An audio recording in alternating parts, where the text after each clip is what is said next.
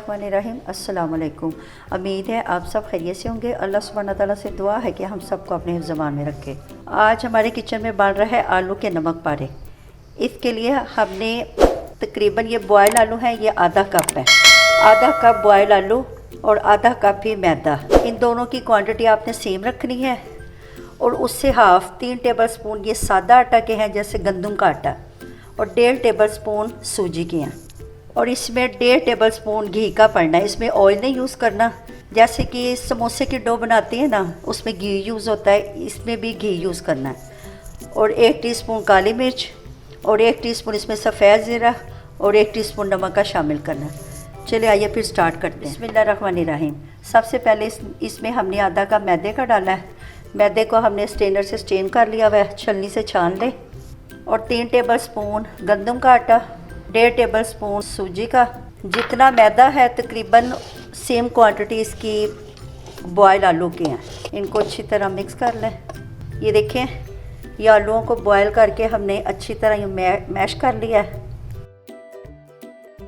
1 teaspoon काली मिर्च, तकरीबन half tea spoon डालें, वो अपनी पसंद से कम या ज़्यादा कर सकते हैं। और हाफ़ टी स्पून ही नमक का डालना है। और ये तकरीबन 1.5 टेबल स्पून घी का है। इसमें ऑयल नहीं यूज़ करना, घी यूज़ करना है। यूँ हाथों से इसको अच्छी तरह मसल लें, मिक्स करें। जैसे हम समोसे की डो बनाते हैं, हार्ड सख्त बनाते हैं, इसी तरह इसकी डो बनानी है। इसमें पानी का इस्तेमाल बहुत ही कम होगा, इसमें बहुत थोड़ा पानी यूज़ करना है, तकरीबन 2 से 3 टेबल स्पून। क्योंकि आलू में भी मॉइस्चराइज़र नमी होता है, इसकी वजह से ये देखिए ये हमारे डो जुड़ गई है। ये देखिए 2-3 टेबल स्पून पानी यूज़ किया और ये हमारी डो अच्छी सी रेडी हो गई है। इसको थोड़ा सा और मसलें, हमारी डो रेडी हो गई है। अब इसको हम 10 मिनट के लिए छोड़ देंगे, रेस्ट देंगे 10 मिनट का। इसके ऊपर हल्का सा घी लगा दें। फिर इसके नमक पारे बनाते हैं। मैदे के नमक पारे तो आपने खाए होंगे और आलू के नमक पारे आप फर्स्ट टाइम खाएंगे। इसमें ज़ीरा डालना मैं भूल गई थी, हाफ़ टी स्पून मैंने ज़ीरे का शामिल कर दिया था। अब ये डो को तकरीबन 10 मिनट रेस्ट दे दिया। अब इसके हम बड़ी सी रोटी बेल लें। साइडों से भी इसको ब्रेक करना है। इस रोटी को ना ज़्यादा ब्रेक बेलना है और ना ज़्यादा मोटा। ये रोटी को हमने बेल लिया है, ना ज़्यादा ये मोटी है और ना ज़्यादा बारीक है। अब इसके अंदर ये फोक से कांटे से यूँ सुराख कर लें। इससे हमारे जो नमक पारे हैं वो अच्छे क्रिस्पी बनेंगे और फूलेंगे।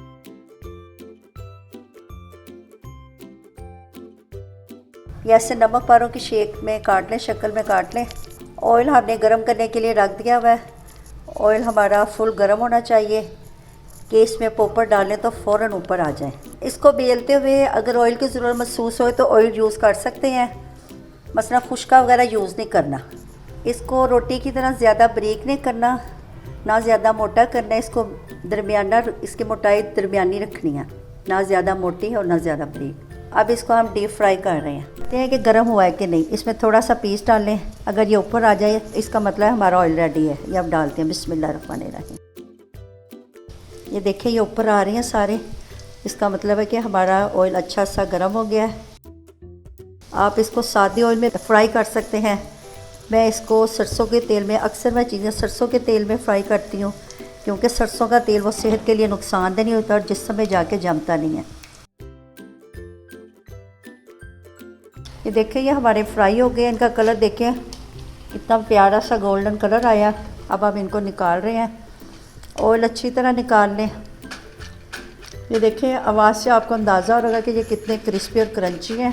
पहले हम इसको टिश्यू पेपर पे निकालते हैं, फिर आपको डिश आउट करके दिखाते हैं। अल्हम्दुलिल्लाह अल्हम्दुलिल्लाह हमारे आलू के नमक पारे या पोपड़ रेडी हो गए हैं। ये बहुत क्रिस्पी और क्रंची हैं। ये देखें कितने क्रिस्पी और क्रंची हैं। ये आलू के नमक पारे आप ज़रूर ट्राई कीजिएगा और बच्चों और बड़ों को दोनों को बहुत पसंद आएंगे। में टी के साथ ये बहुत मज़ा देंगे।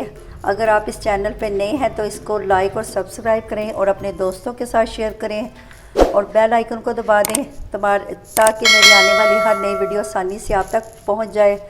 अच्छा जी, अब इजाज़त दें, नई रेसिपी के साथ हाजिर होंगे। अल्लाह हाफ़िज़।